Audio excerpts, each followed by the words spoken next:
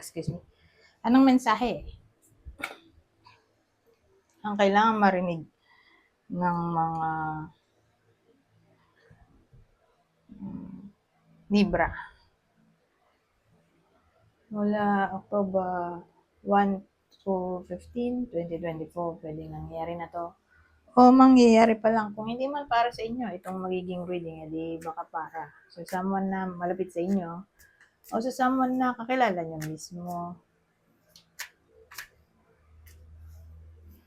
Baka may lumabas na gender mamaya, gawin nyo na lang energy, masculine at feminine energy. Pwede rin naman na huwag nyo nang pansinin ang gender. Hindi ko alam kung anong lalabas, kung positive ba o negative ang magiging reading. Depende sa kung anong mapipick up pong energy.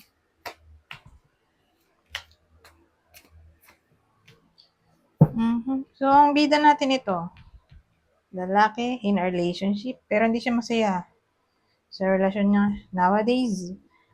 So, yung lalaking to walang anak, pero in a relationship, pwedeng nagli-live-in, pero hindi kasal, wala ring anak.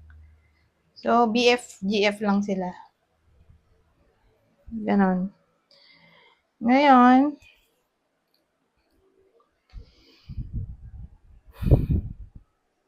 disappointed siya sa kanyang karelasyon. Feeling niya na sayang ang effort niya. Panahon, oras, energy. Bumaliktad kasi yung justice. So, ang dating, ito, basahin ko na lang para mabilis.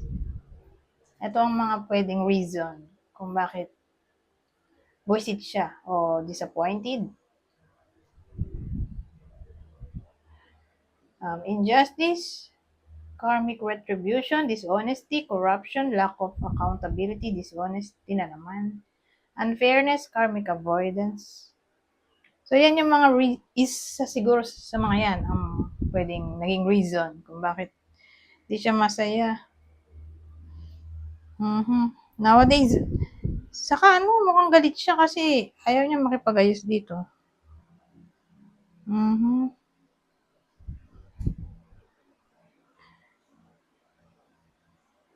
Parang buo ang desisyon niya, ayaw niya. Sa bagay, kung nasaktan siya di ba? Lalo na kung dishonesty, injustice yung nangyari dito. Lack of accountability, unfairness. Kaya yan. Nagmamatigas siya dito.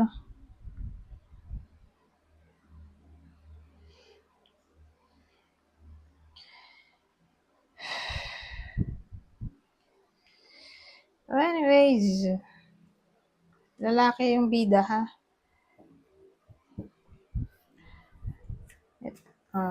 Ito yung possible partner ng Libra sa kwentong to. Regardless kung kayo yung babae o lalaki sa kwento. Pisces, kapwa Libra.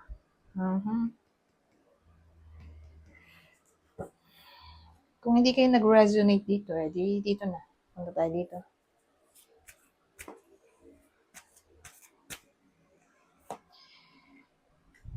Ano yan?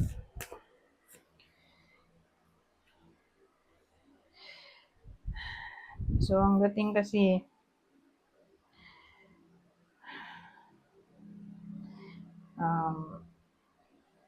confused. Nowadays, mako-confuse pa lang yung iba sa inyo.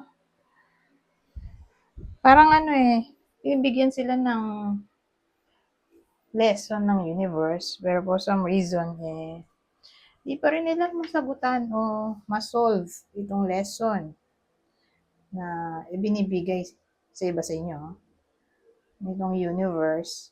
Kasi, ang gustong mangyari ng universe ay bigyan ng wisdom. Okay? Yung iba sa inyo. dun sa lesson na matututunan nila. Mhm. Tungkol saan kaya yon, 'di ba? Para may idea tayo.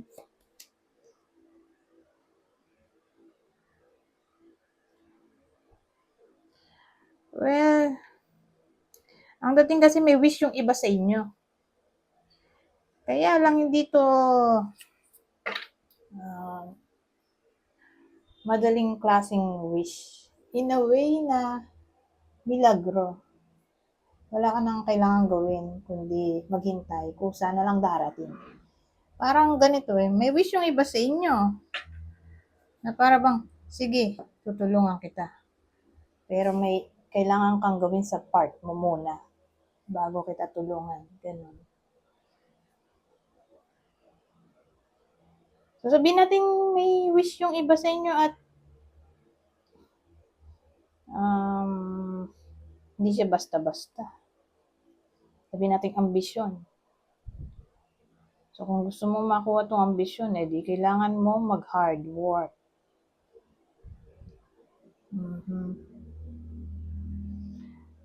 So, ang gagawin ng universe ay iga-guide kayo o gagabayan.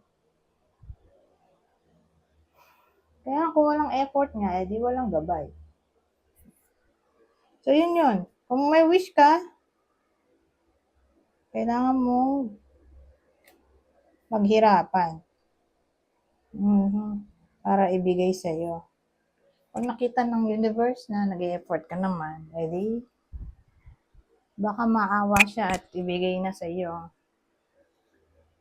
O sa iba sa inyo, ang wish nyo. Mm-hmm. Anyways, mababa pa naman itong oras. Baba tayo.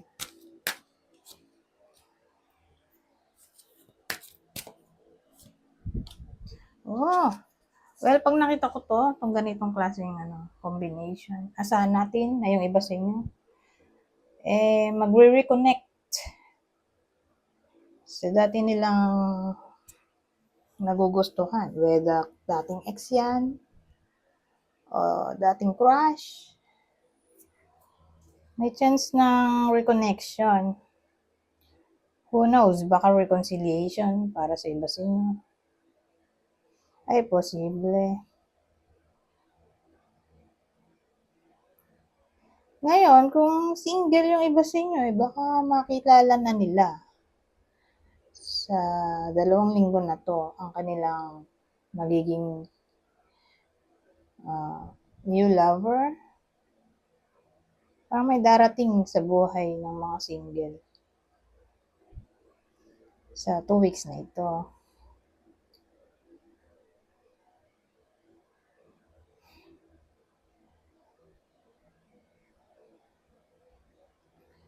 Anyways,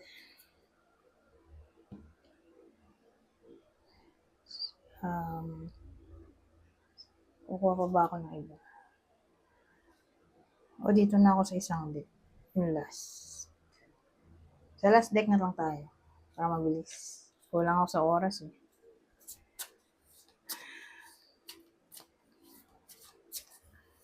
So, dito sa last deck na to, babasahin ko na lang.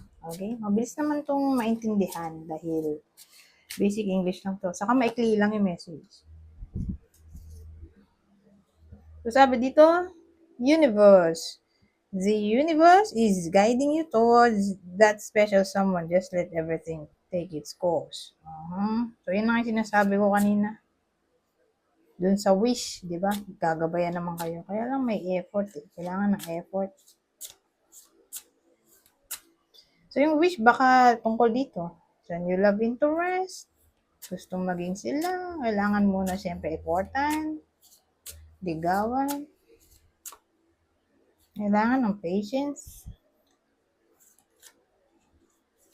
Ngayon, dito, clarity. Take a moment to think about your situation to figure it out. Illusion. Avoid the trap of mistaking fantasy for real soul connection. Nako. Clarity, confusion. Oh. Ay, illusion pala. Ito, sabi dito, maglaan ng panahon para makapag-isip-isip tungkol sa kanilang sitwasyon. Ito naman, dito kailangan linawin ng isip, di ba? Clarity. Illusion, ang dating may pagkamalabo o confusion to. In a way na baka mali yung mapili ng iba sa inyo sa topic ng soulmate, twin flames. Akala nila yun na yun, pero fake pala. Kaya may illusion. So beware. Okay? Sa pagpili ng magugustuhan, baka kasi malin lang. Value. Focus on things of value. So, focus daw sa kung anong mahalaga. Para sa inyo, ito connection. Your connection is eternal and unbreakable. So, ito sa case na to, mas tatamaan yan yung mga nasa inner relationship. Yung connection hindi na sisira. Eternal na talaga.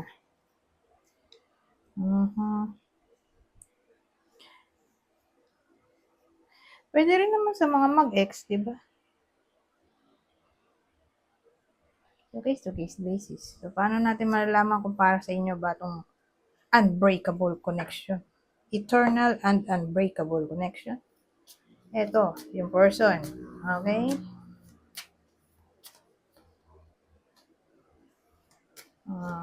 Scorpio, Cancer. So, yan yung possible person na Libra na may ano yan? Eternal and unbreakable connection. Anyways, hanggang dito na lang. Goodbye po now.